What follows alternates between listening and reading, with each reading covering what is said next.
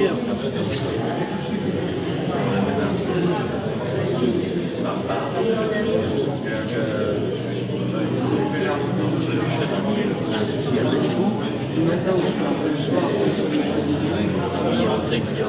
Nous a un siège dans des années, c'est château. Et il a bien avec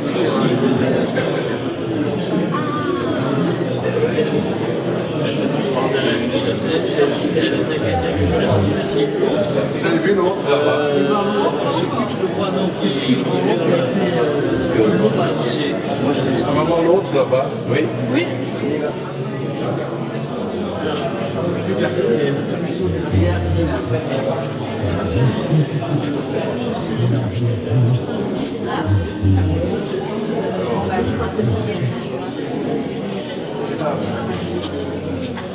Vous êtes heureux comme nous?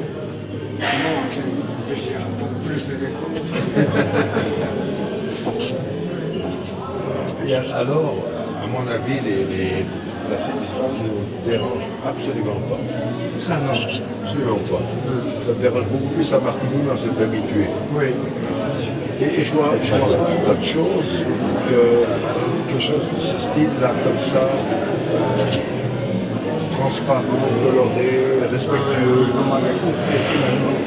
Vous aussi. C'est votre tenacité.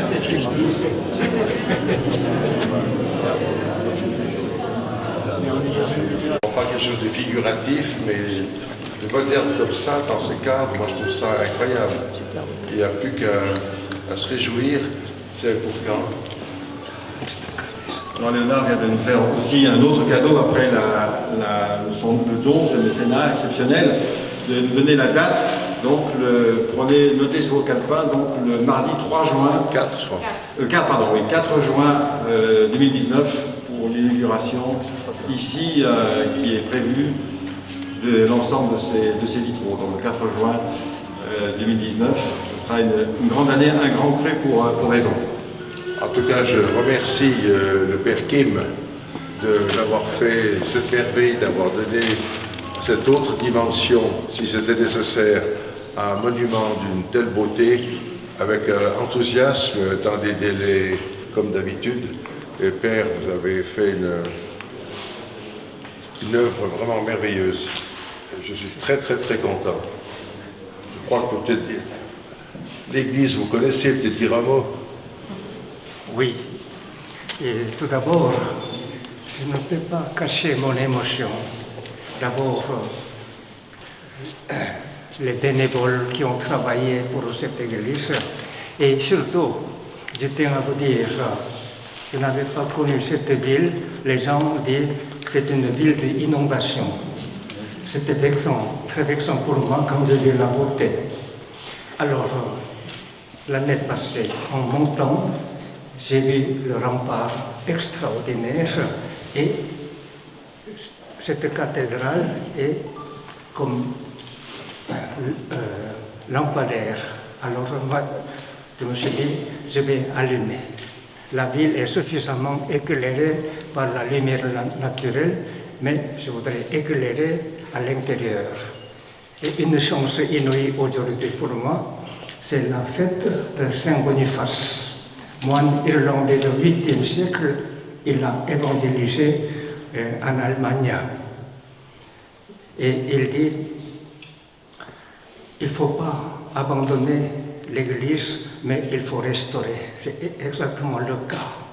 Et grâce à la volonté et la générosité de M. Janada, on est arrivé jusqu'ici. Mais pour M. Janada, il a parlé tout le temps son âge. C'est pas bon parce que dans la Bible, si on n'arrive pas jusqu'à 100 ans, c'est une malédiction. Et puis Dieu dit à Élie, lève-toi, marche. Chaque matin, ce que je fais, lève-toi, marche. Ce matin, j'ai célébré la messe pour la réunion de ce moment en action de grâce. Alors, vous verrez encore autre chose. Ce que j'aimerais toujours créer quelque chose, ce que l'œil n'a pas vu, ce que l'oreille n'a pas entendu. Autrement, ce n'est qu'une décoration. Je ne décore pas une église. Je voudrais donner l'âme de l'édifice. Dans ce sens-là, je compte beaucoup sur votre prière. Et il faut toujours rester dans l'action de grâce. Pour moi, on me demande qui vous a inspiré, qu'est-ce que ça veut dire. À ce moment-là, je dirais, votre personne, qu'est-ce que ça veut dire. Pour moi, c'est une nécessité intérieure qui doit exprimer en lumière, si vous voulez. Alors, avec François Tien, ce que nous nous sommes dit, nous sommes venus de l'Orient, la culture blanc et noir. En arrivant en France, on a apprécié les couleurs, notamment les vitraux de la cathédrale de Chartres. Alors, je voudrais bien combiner deux choses, comme l'apôtre Saint Paul. Je voudrais aller plus loin possible. C'est pourquoi ce que je dois faire attention, c'est qu'il faut se méfier des compliments. Et Saint Colomban dit, dans la vérité, il y a le mensonge, dans le mensonge, il y a la vérité. C'est quelque chose de réfléchissable. Et puis ce moine, déjà au VIe siècle, il a dit, peintre, ne peins pas le Christ sur la toile ou sculpté sur le bois, parce que tu risques de faire bandit. La beauté de Christ ne soit pas exprimée en forme de bandit. Peins-toi dans ton cœur. C'est une plus grande leçon pour moi. Alors, je dis tout le temps, comme prophète Isaïe, Seigneur, je ne sais rien faire, débrouille-toi. Moi, je ne suis qu'un petit instrument. Ainsi, j'étais poussé tout le temps. Seule chose que je vais entendre quand je serai au ciel, l'Esprit Saint me fait compliment disant, tu as bien fait d'avoir confiance en moi parce que je t'ai guidé. Et Matisse a dit, je ne cherche pas la beauté, mais la vérité. Je cherche cette vérité qui est la lumière éternelle. Merci.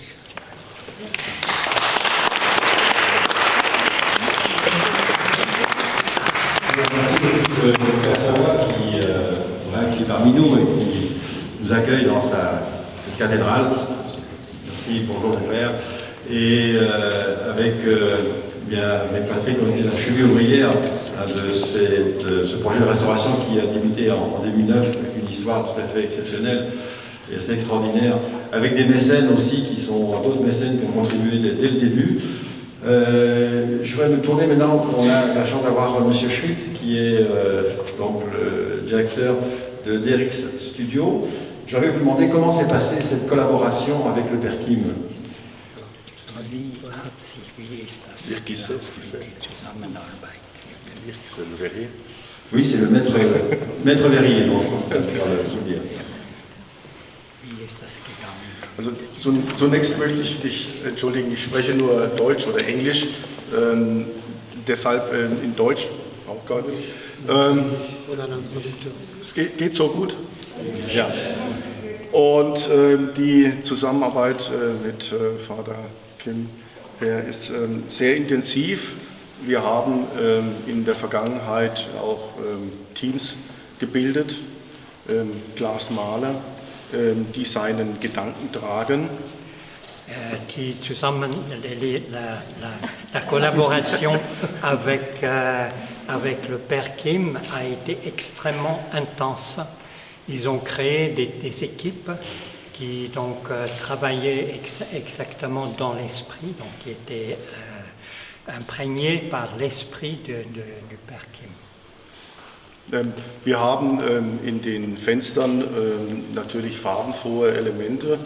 Und die Umsetzung der Glaskunst von Farben zu Licht ist was ganz Besonderes. Und vielleicht erkläre ich da kurz ein wenig über die Herstellung der Fenster. Donc, il y a dans ces vitres, il y a beaucoup de couleurs et notre travail est de convertir ces couleurs en lumière. Et je vais vous expliquer là un petit peu comment cette construction se fait. Ich vergleiche die Arbeit auch mit den Künstlern mit in die Musik und ziehe daraus Parallelen. Wir haben einen Kompositeur. Il compare aussi le travail de l'artiste au travail des musiciens. Et il se base des fois dessus et ils ont un compositeur. Ich in Person als der Chef bin im Grunde der Dirigent. Lui, donc, il se considère en tant que chef de l'équipe comme le chef d'orchestre. Und meine Mitarbeiter und Glasmaler sind das Orchester, das natürlich auch solche Werke umsetzen kann. Und da können wir auch stolz sein, dass wir mit Per Kim arbeiten dürfen. Donc les musiciens, c'est tous ceux qui travaillent pour créer ce verre. Donc ils le voient dans ce sens-là. Wir arbeiten seit mehr als 150 Jahren in der Glaskunst, in der Kirchenmalerei und haben auch Restaurierungsarbeiten 1200, 1500 gearbeitet, aber sind natürlich der modernen Kunst, der Kunst in der Kirche sehr verpflichtet und wollen auch diese traditionelle Glasmalerei mit Per und anderen Künstlern in die Zukunft führen. Ils ont donc une tradition de 150 ans, donc ça fait 150 ans qu'ils sont dans la production de vitraux et c'est principalement donc des vitraux dans le sacré, donc dans les églises, et ils veulent continuer. Ils donnent aussi, ils font aussi d'autres œuvres, mais ils veulent absolument rester fidèles à cette tradition. Und he will say something. J'ajouterai simplement un mot. Vous serez très curieux pourquoi j'ai travaillé avec l'atelier allemand. La raison est très simple. Et Drix avait aussi un studio non loin de San Francisco. J'ai eu une grande exposition dans la cathédrale de San Francisco. À ce moment-là, nous ne sommes pas connus. Alors il m'a dit, j'étais ébloui par votre travail, je vous ai cherché. Voyez-vous à quel point j'étais flatté. Depuis lors, notre amitié était mûrie. Et je tiens à vous dire, dans un an, il y aura inauguration officielle. À ce moment-là, vous verrez la sortie de livres, des vitraux, Kim et Chagall. L'auteur est là, M. Pichot. Parce que ce que je me dis, comme aucun saint ne veut pas écraser les petits, et je ne me laisserai pas par grand nom, j'ai mon chemin. Et Chagall, j'aime beaucoup, dans son univers, il y a beaucoup de rêves et belles couleurs, mais il est dans l'Ancien Testament, pour moi, ce que je cherche, quelque chose transcendantal. Donc, je vais avoir une très grande ambition et pour satisfaire tous ceux qui m'aident, tous ceux qui m'encouragent, notamment dans ce sens-là. Monsieur Jonathan, je l'appelle bulldozer. La vie de bulldozer, si il n'arrive pas jusqu'à 100 ans, et la machine n'est pas très bonne, donc je suis sûr que vous arriverez et puis je vais vous pousser pour garder la jeunesse éternelle. Et puis, surtout, je remercie beaucoup pour monsieur qui a aidé pour l'église.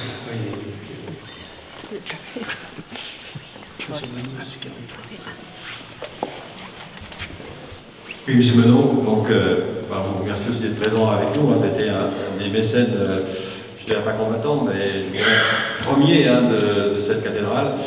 Et on vous remercie de votre action, vraiment du fond du cœur, pour ce monument qui renaît grâce à ce mécénat citoyen dont vous êtes l'incarnation. Je voudrais également appeler M. Pichot. M. Pichot, vous pouvez vous approcher. Alors, M. Pichot, c'est un compagnon de 30 ans du Père-Kim, et il le connaît très bien. Bonjour.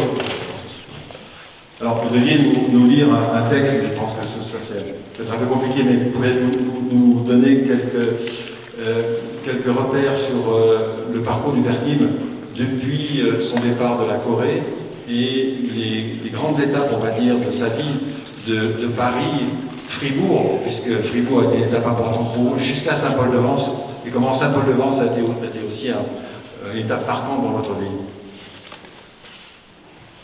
Écoutez, merci, vous me surprenez un peu parce que ce n'était pas prévu. Vous me demandez d'improviser, un peu dans la lignée du style du Père-Kim. C'est mieux. Mais pour résumer en peu de mots le parcours du Père-Kim, ce n'était pas évident. Nous nous sommes connus quand même en 1990. Donc en 90, le Père-Kim découvrait pour la première fois le Vaucluse. Et j'avais organisé à cette occasion deux expositions, une exposition à Carpentras, dans la salle de la théologie, dans les salles voûtées de la Charité, et au mois d'août 1990, au Palais des Papes, dans la salle de la théologie. Ces deux expositions, vous en rappelez, mon père, ont eu un grand succès du côté public. Beaucoup découvraient les Père-Kim. Il y a pas mal d'étrangers qui ont voulu en savoir plus. Et donc, à partir de là, nos rencontres n'ont pas cessé. Et quelques années après, je vous faisais découvrir les beautés du Vaucluse, la fontaine de Vaucluse, notamment avec la couleur des eaux qui vous inspirait déjà de futurs tableaux. Alors, le parcours du Père-Kim, j'avoue qu'il y a plusieurs lieux, si vous voulez, qui sont symboliques dans son parcours, notamment à Saint-Paul-de-Vence, donc près de Matisse, près de Chagall. Il a donc, dans un cabanon mis à sa disposition par des religieuses, en face de la Fondation Meg, il a peint, là, on peut dire, l'essentiel de votre œuvre picturale a été peinte là, et de temps en temps, il avait des visites imprévues, notamment Jean-Louis Prat, le directeur précédent, enfin, le directeur alors de la Fondation Meg. Donc les expositions se sont succédées, et donc en 1980, il y a eu une exposition pour la première fois des vitraux. Il s'est intéressé à l'art du vitrail à une église qui était à Angoulême, et il a bénéficié pour ce premier travail du vitrail de l'atelier de Charles Marc, qui avait été le maître verrier de Chagall. Et donc 10 ans se sont passés. Il n'y a pas eu d'autres vitraux pendant 10 ans. Et soudain, donc en 1990, je crois, il y a eu donc le chantier qui a été le démarrage des 45 futurs chantiers. Nous en sommes ici avec Vaison-la-Romaine aux 45 chantiers. Donc il y a eu le chantier de l'église de la Résurrection d'Évry, l'église nouvelle de la Résurrection d'Évry, où donc l'architecte Marco Botta a donc demandé au Père-Kim de créer donc ces premiers vitraux, premiers véritables vitraux. Et depuis, donc, tant en France qu'à l'étranger, le Père-Kim n'a cessé de travailler sur le vitrail, donc en collaboration d'abord pendant des années, et toujours à ce jour, avec les ateliers Loire à Chartres, qui sont une référence en la matière, et puis ces dernières années avec l'atelier d'Erix allemand, donc, qui a pris donc, à la suite, parce qu'il faut dire que le Perkim est tellement demandé qu'il fallait bien aujourd'hui 2 maîtres verriers pour répondre à la demande. Donc voilà, donc ce parcours donc, commencé il y a presque 30 ans se continue. Vous aurez donc le plaisir, d'après ce que j'ai compris, de le revoir l'année prochaine, donc pour l'achèvement donc de la pose de ces vitraux. Voilà tout ce que je pouvais vous dire. D'autres ouvrages paraîtront et vous diront, oui, alors le Perkim vient de vous parler, un ouvrage qui est en préparation entre les vitraux du Perkim et les vitraux de Chagall. Parcours, lui, au niveau des vitraux, qui a commencé alors qu'il approchait 70 ans. Le Perkim a commencé plus tôt, à 50 ans. Donc il y a un beau travail de comparaison entre